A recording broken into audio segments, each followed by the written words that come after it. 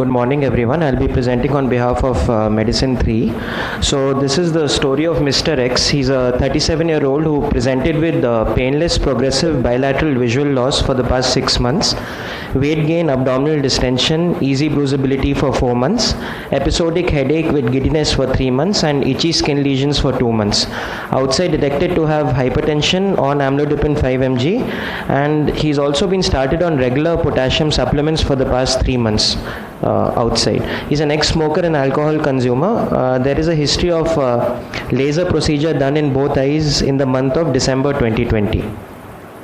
There's no past history of any native medication intake, no episodic palpitations or sweating, no feature suggestive of hypo or hypothyroidism, no chest pain, breathlessness, fatigue or pedal edema, no decreased urine output, facial puffiness, anasarca or cola colored urine, no autoimmune features, no history of any seizures or focal deficits, no past history of diarrhea, flushing, hemoptysis, cough or bone pains.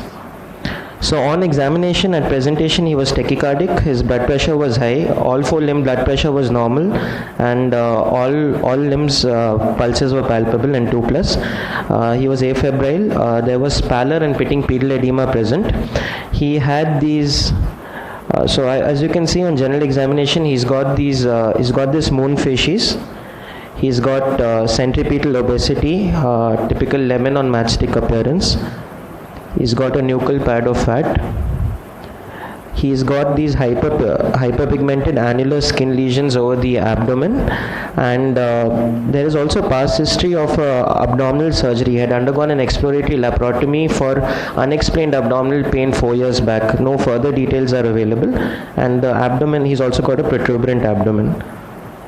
And these are these hyperpigmented annular skin lesions involving diffuse involvement of the entire body. So this was on general examination. On systemic examination, cardiovascular system, he had a soft A2. There was no LV/S4 or any murmurs. Respiratory system examination and abdomen examination was normal. CNS examination, he had grade 5 hypertensive retinopathy with bilateral self-settled exudative retinal detachments and a probable right chronic central serous retinopathy.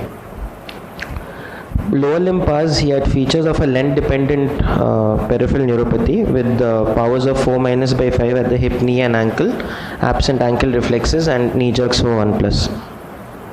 So on investigations, he was found to have anemia with an MCV of 92.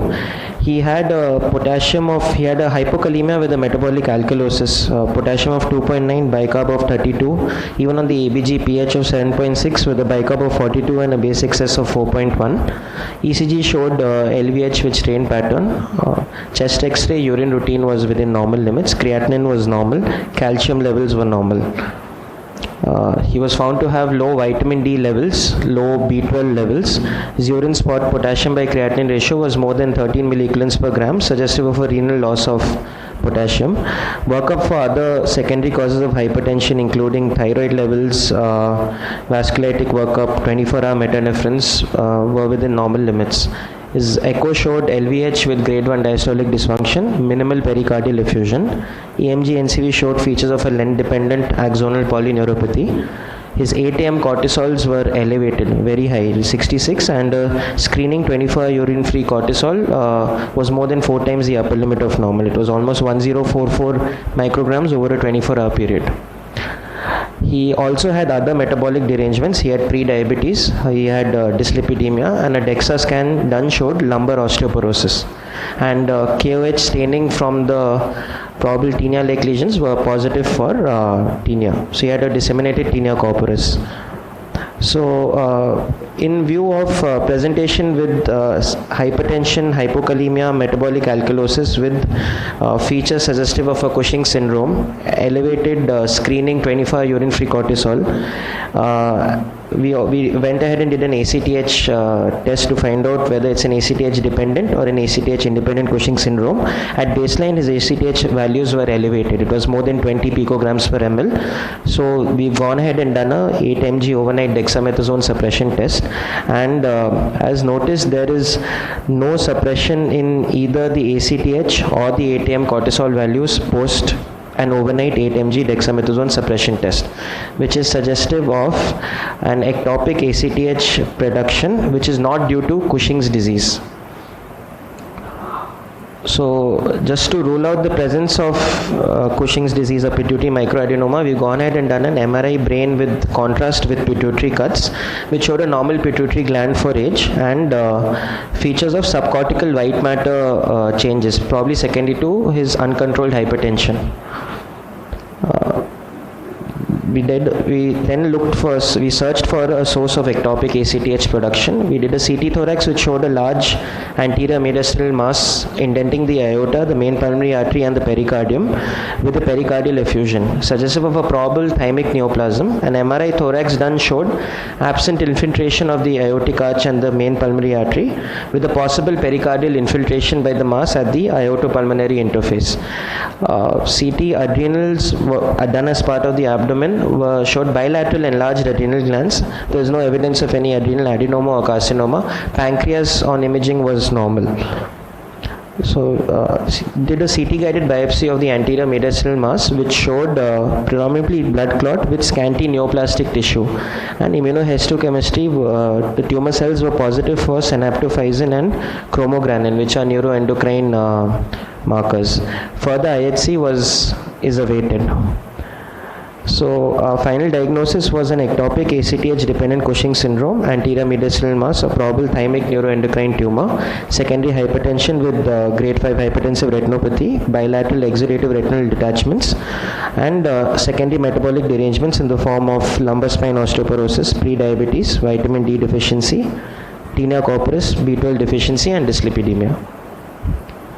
So Cushing syndrome, this was first described by Harvey Cushings in 1972 in a patient with classical features of truncal obesity, hypertension, easy fatigability and weakness, amenorrhea, hirsutism, purplish abdominal striae, osteoporosis, and this patient had a basophilic tumor of the pituitary, had a pituitary microadenoma. So if you look at the causes of Cushing syndrome, broadly speaking, it could be an ACTH dependent Cushing's, ACTH independent Cushing's, or a pseudo Cushing syndrome. And among the ACTH dependent Cushing syndrome, almost 68% cases are because of a pituitary microadenoma. Ectopic ACTH producing tumors account for about 12% of cases of ACTH dependent Cushing's.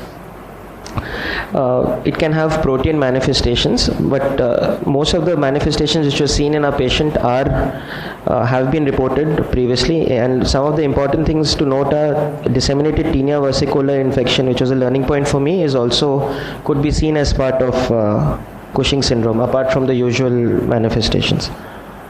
So broadly, to establish the cause of Cushing's, once we establish the diagnosis of Cushing syndrome, establish that there is hypercortisolism present, next thing to measure is an ACTH level to see whether it's an ACTH dependent or an independent Cushing's.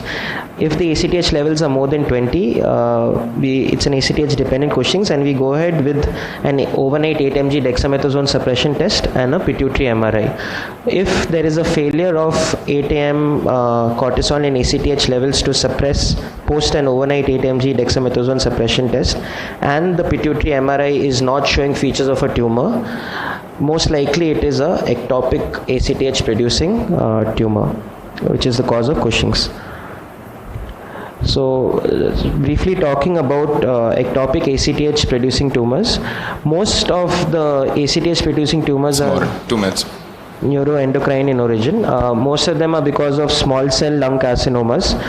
Thymic carcinoids account for about 15% of tumors. Other tumors noted are bronchial carcinoids, islet cell tumors, pheochromocytomas, and occasionally ovarian adenocarcinomas as well. Apert cell tumors have also been described. So briefly on thymic neuroendocrine tumors and ectopic Cushing's, they are rare but aggressive tumors with a peak incidence between the 2nd to 4th decade, usually present either with the mass effect or with endocrinopathy, with Cushing syndrome being the most common manifestation, and often they may also have an intermittent ACTH secretion with a cyclical clinical presentation. In case of our patient, during the ward stay, he was noticed to have occasional episodes of tachycardia, increased increased blood pressure with sweating. So this, although we could not biochemically document it, this has been described in literature. Treatment of choice is a radical surgical excision. Role of adjuvant chemo and RT is controversial. Since these tumors express somatostatin receptors, isotope-based therapy may be useful in halting the progression if the PET is showing a significant isotope uptake. And usually prognosis is guarded, 5-year survival of about 27%.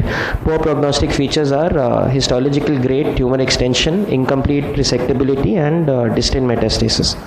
So there was a large case series published by the National Institute of Health which looked at 12 cases over 25 years, and they found that the median age of presentation was 21 years. 4 of them were children. Almost all of them had biochemical testing consistent with an ectopic ACTH producing source, and all the patients underwent a thymectomy, and 9 out of the 10 tumors exhibited positive ACTH immunohistochemistry. Median tumor diameter was about 5 centimeters. Almost 6 patients recurred post-surgery and were found to have Mets to mediastinal lymph nodes, parotid gland, and breast. And 4 out of the 5 patients were also treated with chemo and RT. All the patients who recurred received ketoconazole, and 4 later had to actually undergo a bilateral adrenalectomy. So these features were similar to a recent meta-analysis where they've described 92 cases with thymic net associated Cushing's, and there was a slight male preponderance, although the male gender was not associated with outcomes, but the tumor diameter was more among males than females. So role of medical management, treatment of choice is surgical excision. Medical management may serve as a bridge to surgery or may help those patients who cannot be operated. So we can, common drugs used are metiropone and ketoconazole. Summarize learning points. And there can be some pituitary-directed agents like somatostatic analogs like pasireotide. So learning points were a general approach to the diagnosis of Cushing's syndrome, and especially in a young patient coming with an ectopic ACTH dependent Cushing's, thymic nets should be considered as an important cause, because almost 15% accounts for almost 15% of